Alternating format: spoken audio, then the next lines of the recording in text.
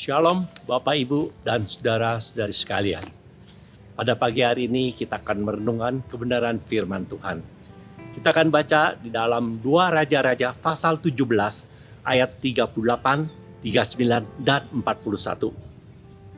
Janganlah kamu melupakan perjanjian yang telah kuadakan dengan kamu, dan janganlah kamu berbakti kepada Allah lain, melainkan kepada Tuhan Allahmu kamu harus berbakti. Maka ia akan melepaskan kamu dari tangan semua musuhmu. Ayat 41. Demikianlah bangsa-bangsa ini berbakti kepada Tuhan, tetapi dalam pada itu mereka beribadah juga kepada patung-patung mereka.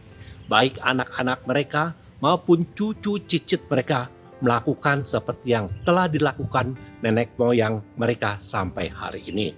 Saudara, dari pembacaan firman Tuhan ini kita akan mendapat judul yaitu konsekuen. Kenapa? Karena dikatakan sebagai ayat 41 mengatakan demikian bangsa-bangsa ini berbakti kepada Tuhan, tapi dalam pada itu mereka beribadah juga kepada patung-patung mereka. Konsekuen, yaitu apa yang kita katakan itu harus kita lakukan, tapi mereka tidak konsekuen, ya. Mereka mau beribadah kepada Tuhan, tapi kenyataannya mereka juga menyembah patung-patung atau dewa-dewa bangsa-bangsa di sekitar mereka. Merekalah orang-orang Samaria yang berusaha meyakinkan orang-orang Yahudi bahwa mereka pun bagian dari umat Allah, karena mereka telah menyembah Tuhan dengan tata ibadah yang sama. Namun, pernyataan ini ditolak tidak hanya oleh bangsa Yahudi, Allah sendiri pun tidak mengakui keberadaan mereka sebagai umat pilihan Allah. Menjadi umat pilihan Allah bukan terletak pada sistem ibadah, tempat ibadah, melainkan pada karya anugerah Allah dan hidup berpadaan sebagai umat pilihannya.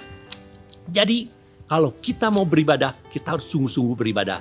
Jangan kita memikirkan tentang hal-hal lain, kita mengutamakan hal-hal lain, materi ataupun yang lainnya.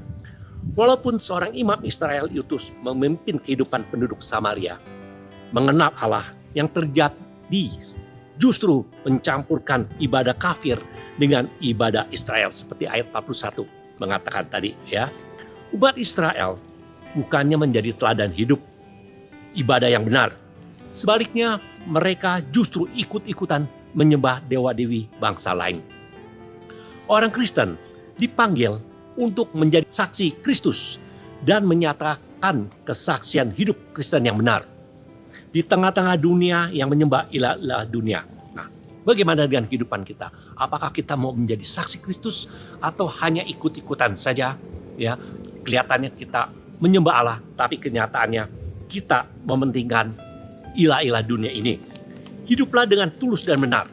Ini firman Tuhan. Dia mengatakan, hiduplah dengan tulus dan benar, terbuka di hadapan orang lain dalam mempraktekkan kasih, keadilan, dan kebenaran. Jadi kita harus menjadi saksi yang hidup untuk Kristus yang menyatakan kasih Yesus kepada lain orang. Jangan sampai kita menjadi batu sandungan dengan ikut-ikutan jalan dunia ini dengan mengutamakan materi, kuasa, dan kenikmatan hidup. Materi, apalagi uang, ya, itu penting memang bagi kehidupan kita. Karena kalau tidak kita punya uang, bagaimana kita harus makan? Ya, dengan firman Tuhan mengatakan orang yang tidak bekerja, malas bekerja, baiklah dia tidak usah makan. Sebab itu memang materi penting bagi kita, uang penting bagi kita. Tapi bukan hal yang utama. Ya, jangan kita mengutamakan materi, kekuasaan. Orang kalau sudah punya kuasa, lupa diri. Ya, dia bisa menindas bawahannya. Dia lebih menyombongkan diri, seolah-olah dia yang nomor satu.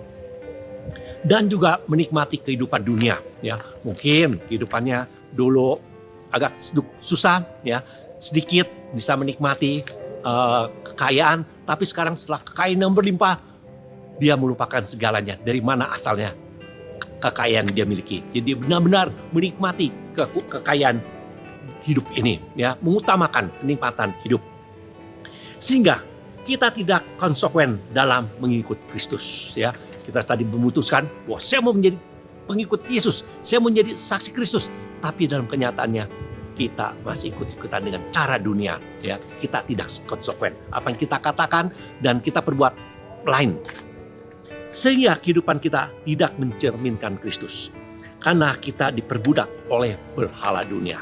Berhala dunia bukan hanya patung-patung, pohon-pohon yang kita sembah, tapi berhala dunia itulah apa yang kita utamakan dalam kehidupan kita. Kita seolah-olah tidak memerlukan Tuhan lagi, tapi kita lebih memerlukan harta yang ada pada kita. Itu berhala dunia. Ya, segala kenikmatan yang kita hadapi atau yang kita nikmati, itulah berhala dunia. Karena apa? Karena dengan demikian kita melupakan siapa pemilik hidup kita ini. Kita harus ingat siapa pemilik hidup kita ini. Kita ini hidup oleh karena kasih anugerah Tuhan. Dia sudah menguskan nafasnya kepada kita. Setiap pagi kita boleh merasakan dan menikmati hari yang baru. Itu karena Tuhan sebagai pemilik hidup kita masih memberikan kita kesempatan untuk kita bisa hidup hari ini dan menjadi saksi Kristus. Amin. Terima kasih Tuhan, biarlah renungan pada pagi hari ini supaya kami benar-benar menjadi saksi bagimu. Kami bisa konsekuen apa yang kami katakan dan kami perbuat selaras Tuhan. Tolong kami, biarlah Roh Kudus akan memimpin terus kehidupan kami hari ini dan sampai selama-lamanya. Amin.